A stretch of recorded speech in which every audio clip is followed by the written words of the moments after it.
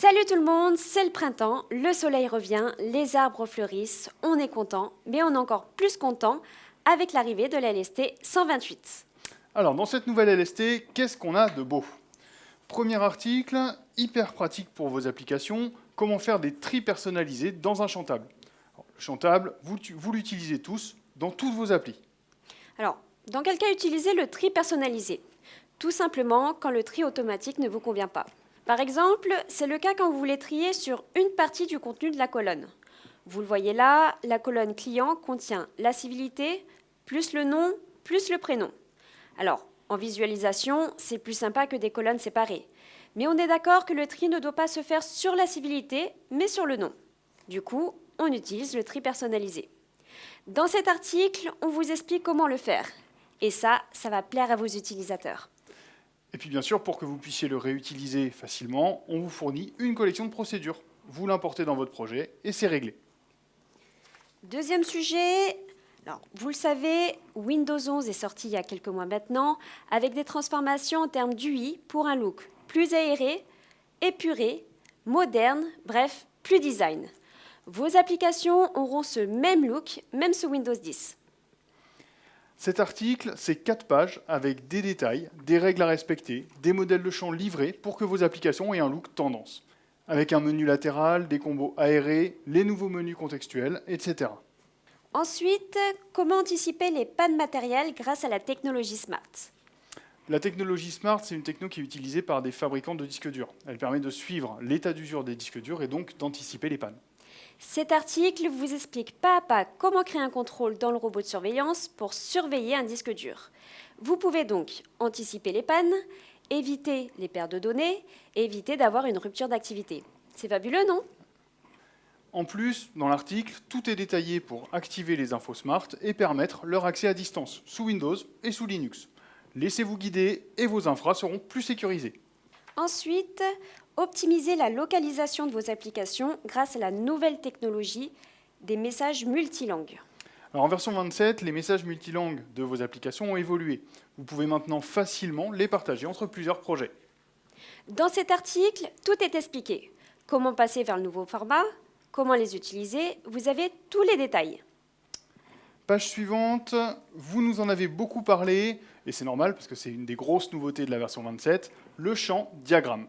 Le champ diagramme, il permet bien sûr de créer des diagrammes classiques, diagrammes de process, de vente, de fabrication, etc. Et le champ diagramme, il permet encore plus. Par exemple, dans cet article, on vous explique comment utiliser le champ diagramme pour créer un système de réservation interactif, utilisable dans vos applications WinDev et dans vos sites WebDev.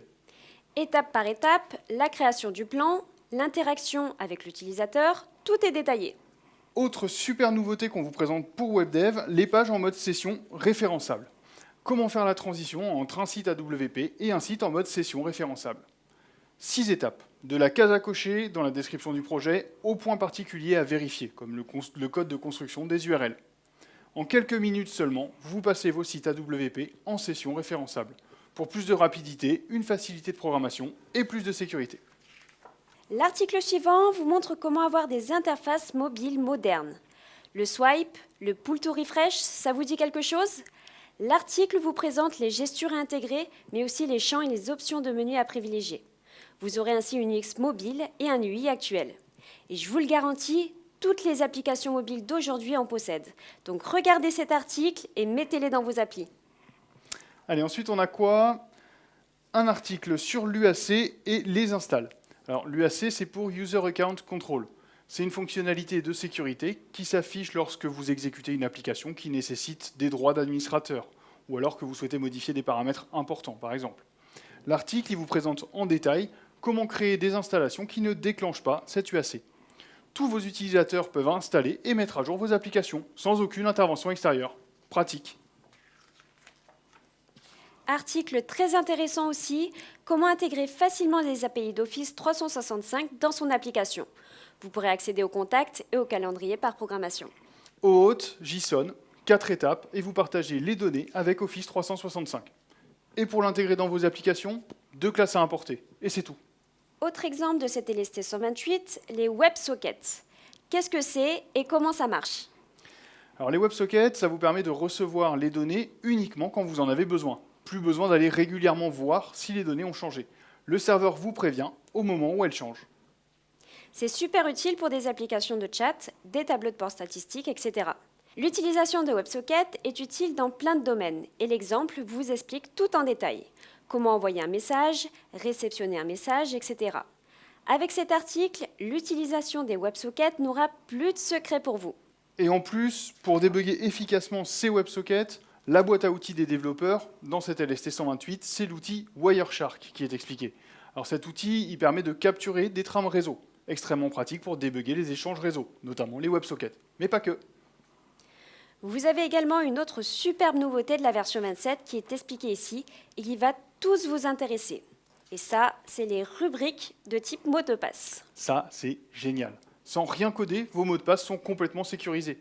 Personne ne peut les voler, personne ne peut les retrouver, ils ne sont même pas stockés dans la base de données. L'article il vous explique le principe de ces nouvelles rubriques, comment les utiliser et comment les paramétrer finement. Vos mots de passe sont automatiquement sécurisés. Et puis, comme dans chaque LST, la rubrique préférée de Caro. Le saviez-vous? Alors, qu'est-ce qu'on a? Comment personnaliser les bulles de survol? Comment empêcher l'affichage intempestif du volet erreur de compilation? Et comment désactiver temporairement le magnétisme des champs?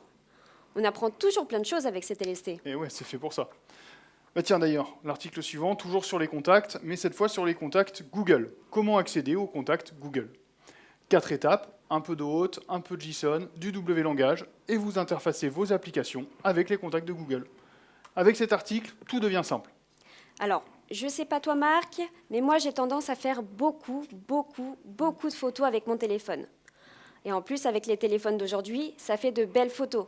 Et qui dit faire des photos de qualité, dit des photos de plus en plus lourdes. Oui, j'ai le même problème. Donc si vous êtes comme Marc et moi, cet article est fait pour vous. Ça vous explique comment réduire l'espace utilisé par des photos. Alors, très souvent en fait, l'application n'a pas besoin de garder des photos en taille réelle. Une taille réduite, ça suffit. Donc vous pouvez très facilement enregistrer les photos à une taille plus réduite et donc gagner de la place. Et pour réutiliser cet exemple, c'est super facile. Il suffit d'importer dans votre projet 2 procédures globales. Et puis comme dans chaque LST, la rubrique questions-réponses. Des réponses à des questions pratiques que vous vous posez certainement. Par exemple, quels sont les paramètres utilisés par la réindexation planifiée? Ou encore comment proposer un éditeur de diagrammes sans les bibliothèques standards?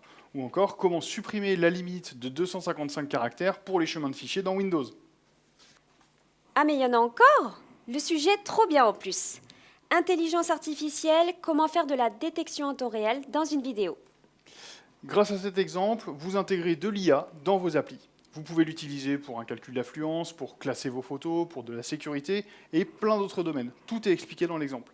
Bingo, merci la LST. Vous avez le code, vous n'avez plus qu'à l'utiliser. Et pour le goodies de cette nouvelle LST, Marc, c'est quoi? Pour bien préparer l'été, le goodies de cette LST, c'est un polo, je suis le roi. Ou la reine. Et pour recevoir la LST chaque trimestre sur votre bureau, dans la description, je vous mets un lien pour commander. Allez, on vous laisse. Moi, je vais aller relire cette LST. Je vous souhaite un bon développement et on vous retrouve très bientôt pour une prochaine vidéo. Salut! À bientôt!